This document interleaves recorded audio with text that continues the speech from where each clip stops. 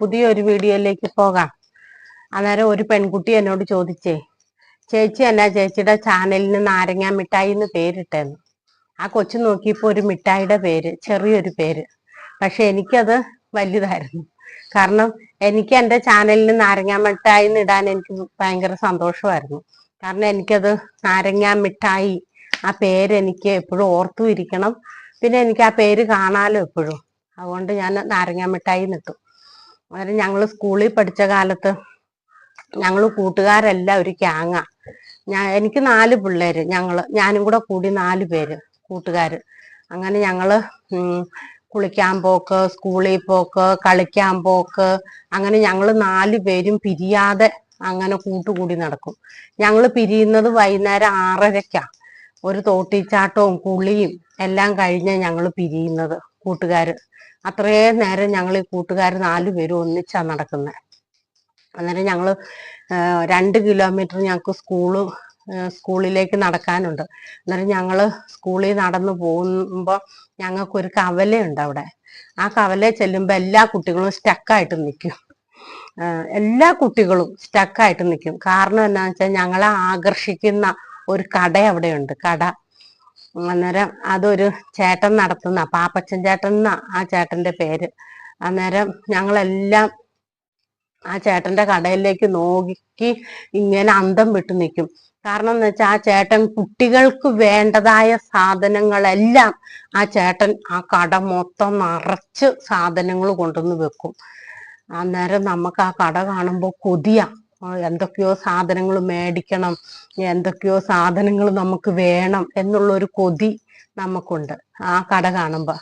അങ്ങനെ വീട്ടിൽ നിന്ന് പൈസ കൊണ്ടുവരുന്ന പിള്ളേര് നാരങ്ങ മിഠായി മേടിക്കും. അന്നേരം എനിക്ക് വീട്ടിൽ നിന്ന് പൈസ തരാൻ എനിക്ക് ആരുമില്ല. കാരണം ഞങ്ങൾ 6 മക്കളാ. ഞങ്ങൾക്ക് അച്ഛനില്ല. അച്ഛൻ ഞങ്ങളുടെ ചെറുപ്പത്തിലെ മരിച്ചതാ. അന്നേരം അമ്മയെ വീട്ടിലെ കാര്യങ്ങൾ നോക്കുന്നത്. അന്നേരം അമ്മയുടെ ഈ പൈസ ഇല്ല തന്നുവിടാൻ. അതുകൊണ്ട് എനിക്ക് പൈസ ഇല്ല. ചിലപ്പോ അമ്മ 1 രൂപ തരും കേട്ടോ. അന്നേരം പണ്ട് സ്നേഹം, നിഷ്കളങ്കത, ഒത്തൊരുമ, അതൊക്കെയായിരുന്നു പണ്ടത്തെ ഒരു കാലഘട്ടം. അന്നേരം 10 പൈസയ്ക്ക് ഒരു കുട്ടി, നമ്മുടെ കൂടെയുള്ള ഒരു കുട്ടി 10 പൈസയ്ക്ക് 10 മിഠായി മേടിച്ചാൽ അന്നേരം ആ മേടിച്ചത് നമുക്ക് വിതരണം ചെയ്യും. 1ഉം 2ഉം മിഠായി നമുക്കും തരും. അങ്ങനെ ഏറ്റവും കൂടുതലും ഞാൻ നാരങ്ങ മിഠായിയാണ് കഴിച്ചിട്ടുള്ളത്, വില കുറഞ്ഞത്. ആ നാരങ്ങ മിഠായി കഴിച്ച് ഞങ്ങൾ സ്കൂൾ ജീവിതം 7 വർഷവും ഞാൻ സ്കൂളിൽ പോയിക്കൊണ്ടിരുന്നത്. നാരങ്ങ മിഠായി മേടിക്കാനേ നമ്മുടെ ഈ പൈസ ഉള്ളൂ. അതുകൊണ്ട് കുട്ടികൾ തരുന്നതും ഞാൻ മേടിക്കുന്നതുമായിട്ടുള്ള മിഠായികളിൽ ഏറ്റവും കൂടുതൽ മിഠായി കഴിച്ചിട്ടുള്ളത് നാരങ്ങ മിഠായിയാണ്. പിന്നെ നമ്മളെ ആകർഷിക്കുന്ന ഒരുപാട് മിഠായികളുണ്ട്. പക്ഷെ അതിനെല്ലാം വില കൂടുതലായതുകൊണ്ട് ഞങ്ങൾ ഈ നാരങ്ങ മിഠായിയെ മേടിക്കുള്ളൂ. അങ്ങനെ ഞങ്ങൾ നാരങ്ങ മിഠായിയൊക്കെ കഴിച്ച് എല്ലാവരും ചിത്രശലഭങ്ങൾ പോണ പോലെ സന്തോഷിച്ച് ഒത്തൊരുമിച്ച് ഞങ്ങള് പാടി പറന്ന് സ്കൂളിലെത്തും. അതായിരുന്നു ഞങ്ങളുടെ സ്കൂൾ ജീവിതം. അത് ഞാൻ ഓർത്തപ്പം എൻ്റെ ചാനലിന് നാരങ്ങ മിഠായി എന്ന് ഞാൻ വെച്ചത് അതുകൊണ്ടാ, അല്ലാതെ വേറെ ഒന്നും കൊണ്ടുമല്ല.